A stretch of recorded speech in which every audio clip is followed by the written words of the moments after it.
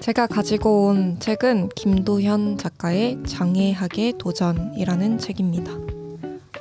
이 책은 일단 표지 이야기부터 하고 싶어요.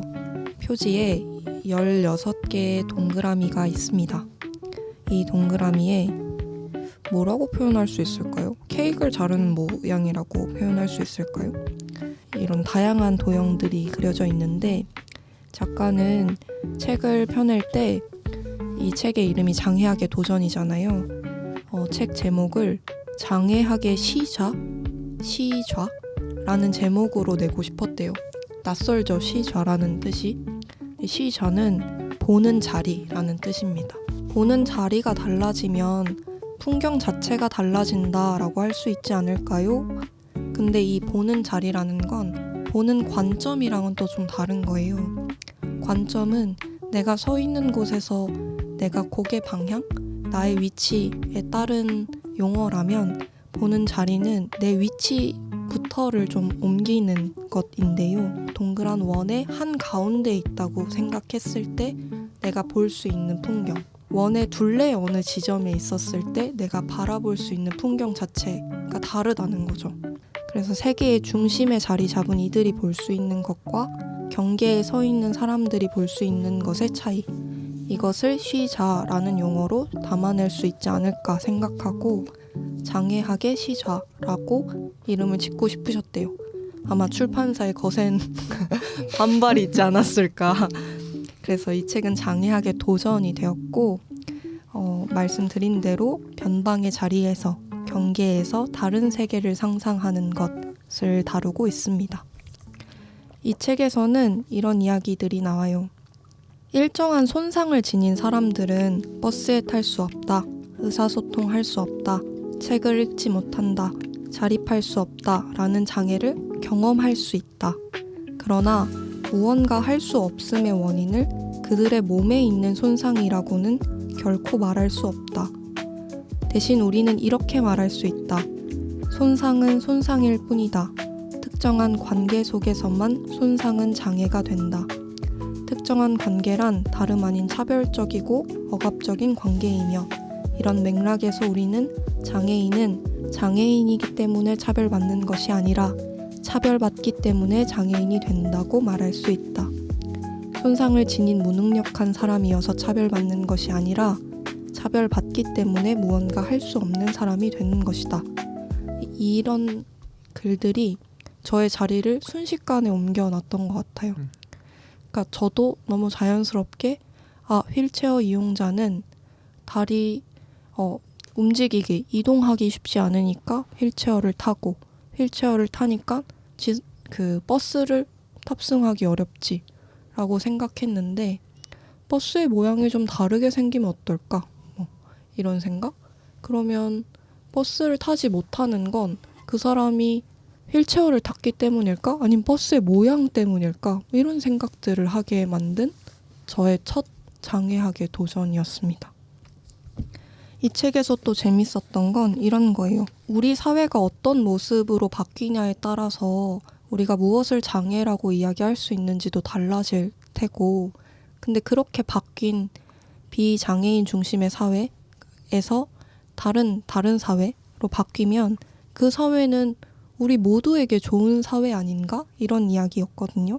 궁극적으로는 비장애인이 바뀌고 비장애인 중심의 사회가 바뀌어야 한다. 즉, 비장애인은 장애 문제와 무관한 존재일 수 없다. 따라서 장애 문제가 장애인과 비장애인을 포함한 우리 모두의 문제인 것은 단지 장애인이 좋으면 비장애인도 좋고 비장애인도 언제든지 장애인이 될 수 있기 때문만은 아니다. 더 근본적으로는 비장애인이 장애 문제의 한 축을 이루고 있기 때문이며 장애 문제의 해결과 직접적으로 연관된 존재이기 때문이다. 우리가 다양히 얽혀있는 존재들이기 때문에 이 어떤 문제가 나와 무관할 수 없다는 감각을 처음 배우게 된 책이기도 해서 공부라는 주제에 적합한 도서 아닌가 생각하고 가지고 왔습니다. 사실 제가 좀 고민을 했어요. 장애학의 도전을 가지고 올지 아니면 유언을 만난 세계라는 책을 가지고 올지 또 여러 가지 고민들이 좀 있었는데 그래도 뭔가 공부라는 말에 조금 더 어울리려면 학기 좀 붙어 있어야 되지 않나 하는 마음으로 장애학에 도전을 가지고 왔습니다.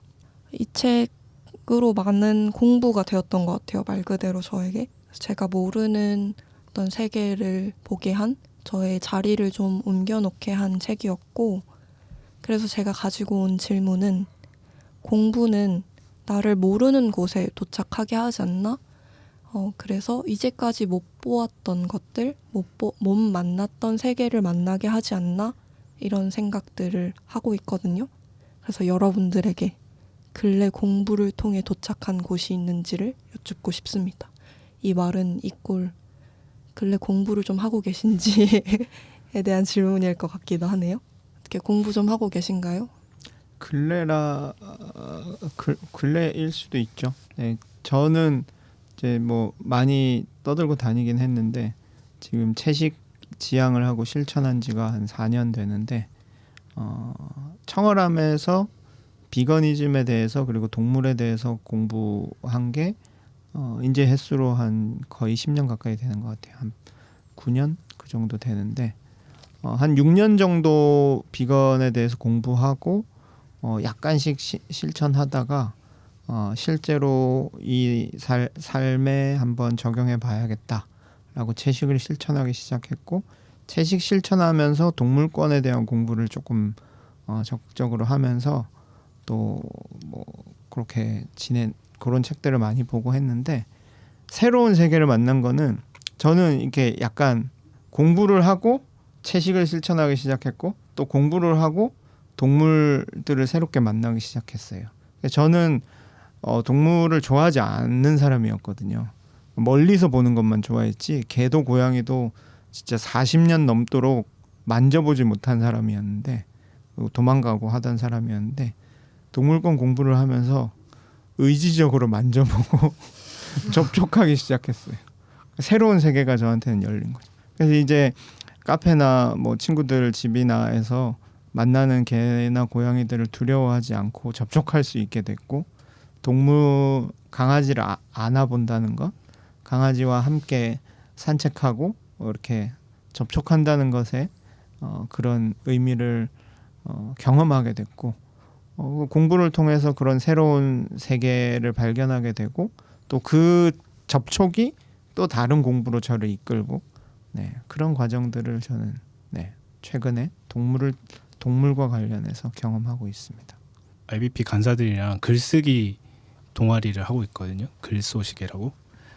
저는 이제 글쓰기에 대한 공부를 열심히 해보려고 해요. 근데 여기 있는 이제 박예찬 간사님이 제가 살아가면서 본 중에 가장 글을 잘 쓰는 청년이 아닌가 이런 생각을 하게 될 때가 있었거든요.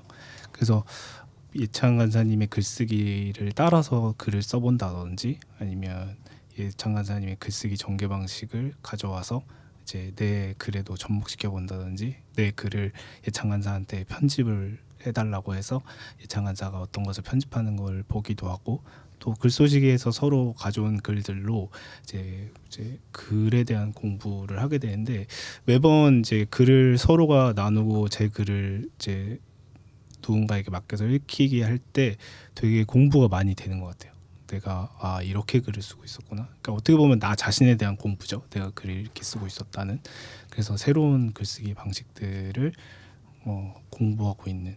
제가 너무 띄웠죠 지금 예찬 간사를. 4대문에 걸었네. 감사합니다. 아무튼 무서움을 느끼고 있어요. 그래서 약간 AI가 이제 그 학습할 때 되게 인간들이 무서워한다는 게 어떤 건지 알겠다 싶어서 이제 뭔가 어떻게 해야 변칙을 좀 줘야 되나 이렇게 여러 혼란을 줘야 되나 그런 생각을 들긴 한데 많이 따라가고 있거든요 제가. 네, 아무튼 간파될까 봐 되게 조마조마하고 있습니다. 아무튼 감사하고요.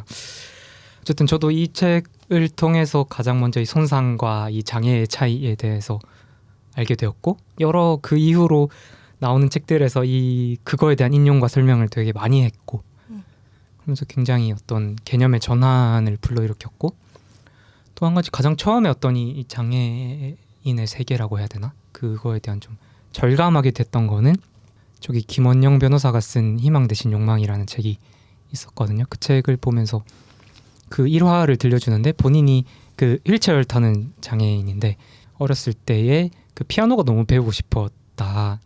근데 이제 자기가 사는 동네에 피아노 학원이 딱 하나 있었는데 거기를 내가 못 배웠다. 그래서 근데 그 이유가 뭐냐면 그 피아노 학원이 2층에 있어서 못 배웠다. 이 얘기를 했었는데 그게 너무 좀 깜짝 놀랐어요. 그러니까 생각해 본 적 없는 뭐 소위 뭐 돈이 없었다 아니면 뭐 학업에 바빠서 못했다 아니면 집안이 반대했다 뭐 이런 이유들이 아니라 그냥 2층에 있었고 그걸 혼자 올라갈 수 있는 방법이 없어서 못 배웠다라는 게 너무 저는 놀랬었고 이게 세계에 대한 어떤 감각이라고 해야 되나? 내가 선 입장 여기서 시선이 나오지만 그거에 따라 정말 많이 달라지겠구나 라는 거를 처음 알게 된 순간이어서 그 책도 좀 기억이 나는 것 같아요. 말씀하시니까 생각나는데 굴러라 구루님이라는 유튜버, 김지우 작가로 활동하기도 하는 그분이 제 브이로그였는지 어디 가서 그 서핑을 처음 해보게 되는 그 장면이 있어요. 근데 그분이 휠체어 이용자거든요. 근데 그분이 되게 조심스럽게 저도 할 수 있을까요? 라고 강사한테 물었는데 그 배경은 외국이었거든요. 정확한 국가는 생각이 나지 않지만. 근데 그 선생님이 물을 무서워하니? 라고 물어보는 거예요. 그러니까 이제 김지우 씨는 내가 휠체어 이용자인데 내가 서핑을 배울 수 있을까? 이런 질문이었는데 이제 그 선생님은 그 질문의 의도를 뭐 알았는지 몰랐는지 알 길이 없지만 너가 물을 무서워하지 않는다면 할 수 있어 라고 대답을 한 거죠. 근데 그 장면이 저한테도 굉장히 인상적이었어요. 그리고 실제 그분이 그 약간 튜브처럼 생긴 그러니까 휠체어 이용자도 서핑을 배울 수 있는 그런 도구를 가지고 와서 서핑을 배울 수 있게 도와주셨고 실제로 배웠고 서핑을 하는 장면까지가 그 영상에 담겼는데 그때 약간 쾌가 있더라고요. 그리고 이 영상을 보게 될 수많은 어린이들, 휠체어를 이용하는 어린이들이 나도 물을 무서워하지 않는다면 서핑을 배울 수 있구나라는 생각을 당연히 하겠죠. 그게 너무 좋더라고요. 그래서 이 책에서 계속 이야기하는 손상과 장애, 어떻게 장애를 정의할 수 있을지에 대한 이야기가 계속 저한테도 다른 문제를 접할 때도 그러니까 장애뿐만 아니라 그게 뭐 생태든 동물이든 뭐 여성이든 수많은 다른 의제를 접할 때도 중요한 그 관점이 되었던 것 같아요. 제가 서 있는 자리가 되었던 것 같아요. 그렇습니다. 그래서 제가 가지고 온 책은 장애학의 도전이었습니다.